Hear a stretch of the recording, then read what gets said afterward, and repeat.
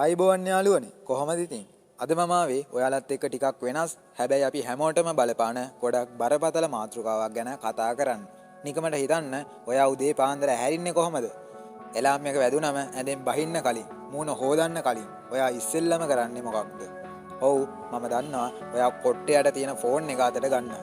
Data on කරනවා. ඊට පස්සේ Facebook, Instagram, TikTok හරි එහෙම නැත්නම් WhatsApp හරි චෙක් කරනවා. ඇයි අපි එහෙම කරන්නේ? රෑ එළි වෙනකන් අපි නිදාගෙන ඉන්න අතරේ ලෝකෙ මොනවා හරි වෙලාද? මගේ යාළුවෝ කොහේ හරි ට්‍රිප් එකක් ගිහිල්ලාද? කවුරු හරි පාටියක් දාලාද? අන්න ඒ කුතුහලය, අන්න ඒ බය තමයි අපිව පාලනය කරන්න පටන් අරන් තියෙන්නේ. අද වීඩියෝ එකෙන් මම කතා කරන්නේ අන්න ඒ බය ගැන. මේකට කියන්නේ FOMO, Fear of Missing Out කියලා. මේක ඇත්තටම සෝෂල් මීඩියා නිසා අපේ ජීවිතේට එන්න පුළුවන් ලොකුම මානසික වසංගතයක් කිව්වොත් මම හරි. මේ කොච්චර භයානකද කියනවනම් අපි නොදැනුවත්වම අපිව මානසික ලෙඩ්ඩු කරන්න මේකට පුළුවන්. වීඩියෝ එක අවසාන වෙනකම් බලන්න. මොකද මේක බලලා ඉවර වෙද්දී ඔයා සෝෂල් මීඩියා පාවිච්චි කරන විදිහ විතරක් නෙවෙයි, ඔයාගේ ජීවිතේ දිහා බලන විදිහත් වෙනස් වෙයි. මොකක්ද මේ FOMO කියන්නේ? හරි, අපි සරලව කතා කරමු. මොකක්ද මේ FOMO? එහෙම නැත්නම් Fear of Missing Out කියන්නේ කියලා. සිංහලෙන් කිව්වොත් මඟ හැරෙයි කියන බය. සරල උදාහරණයක් කියන්නම්. ඔයා සිකුරාදා රෑ ගෙදරට වෙලා පොතක් කියව හරි ෆිල්ම් එකක් බල හරි ආතල් එකේ ඉන්නවා. එක පාරටම ෆෝන් එක වයිබ්‍රේට් වෙනවා. ඔයා නිකමට Instagram එක පැත්තේ යනවා.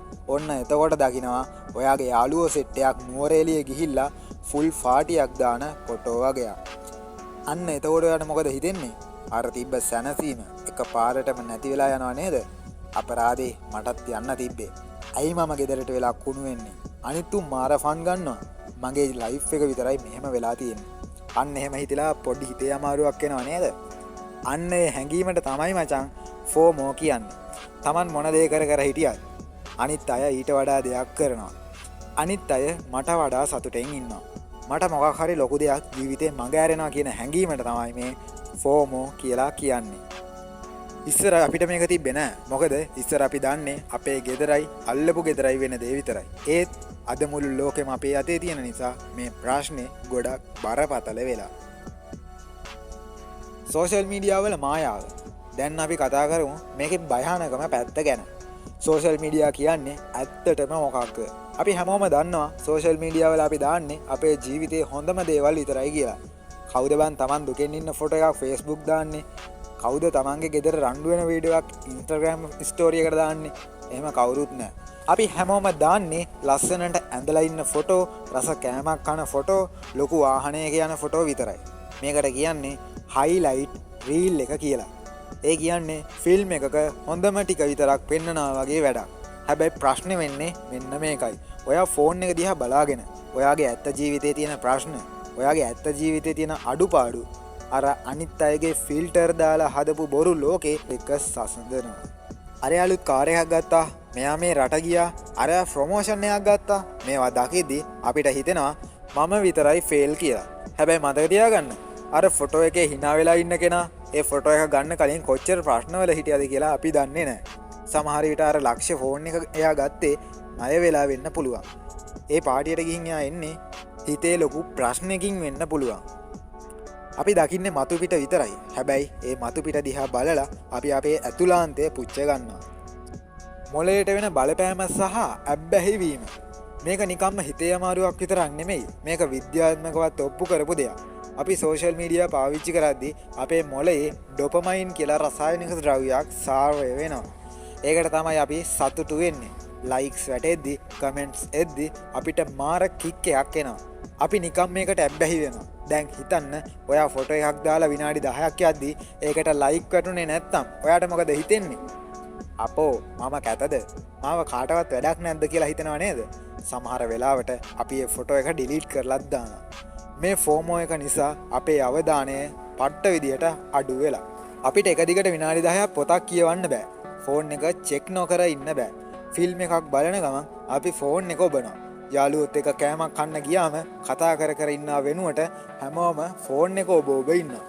ඇත්තම කියනවනම් අපි කායිකව එතන හිටියත් මානසිකව ඉන්නේ වෙන කොහේ හරි. මේක නිසා අපේ නිින්ද නැති වෙනවා. මානසික ආතතිය වැඩි වෙනවා. Taman ගැන තියෙන ආත්ම විශ්වාසය නැතිම වෙලා යනවා. අපිට වෙන පාඩුව හොඳට කල්පනා කරලා බලන්න මේ ෆෝමෝ එක නිසා ඔයාට කීයක් නම් සල්ලි නාස්ති වෙලා ඇද්ද? අනිත් අයට පෙන්වන්න ඕන නිසා නැත්නම් ට්‍රෙන්ඩ් එකේ ඉන්න ඕන නිසා අපි කොච්චර දේවල් ගන්නවද? අලුත්ම iPhone එක ආවම ඒක ගන්න දඟලන්නේ ඒකේ පහසුකම් ඕනම නිසාද?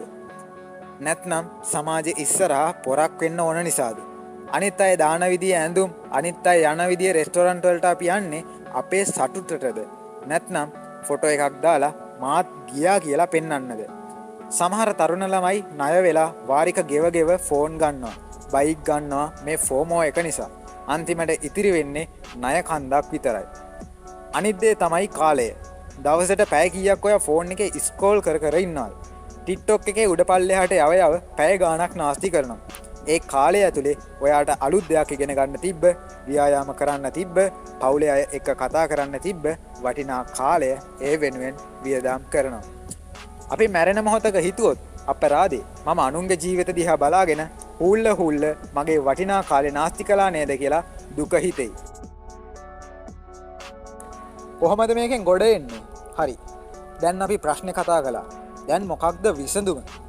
අපි ෆෝන් එක පොළවේ ගහලා කැලේකට යන්න ඕනද? නැහැ. අපිට පුළුවන් ෆෝමෝ එක ජෝමෝ බවට පත් කරගන්න.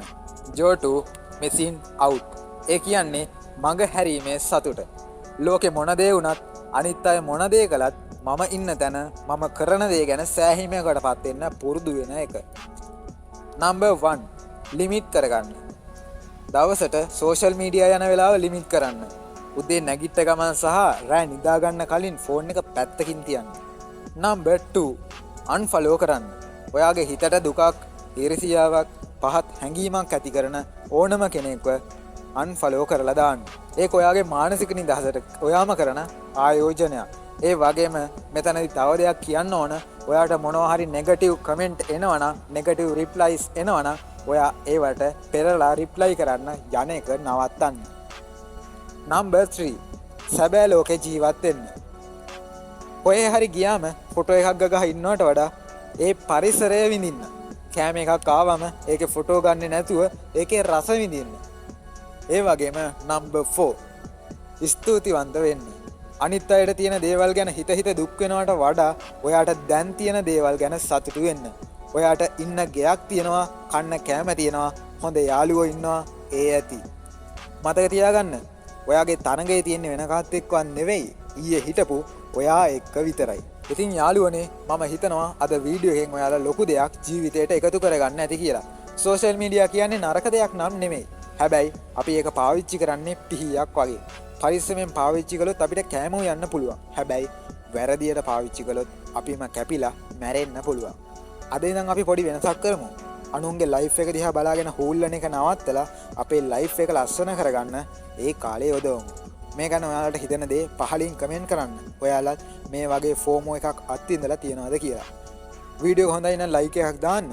තාමත් සබ්ස්ක්‍රයිබ් කරලා නැත්නම් අනිවාර්යයෙන්ම සබ්ස්ක්‍රයිබ් කරන්න. ඔයාලගේ හොඳ මේ යාළුවන්ටත් මේක ෂෙයා කරන්න. මොකද එයාටත් මේක ගොඩක් වැදගත් වෙයි. එහෙනම් ඊළඟ වීඩියෝ එකෙන් හම්බෙමු. ජය වේවා.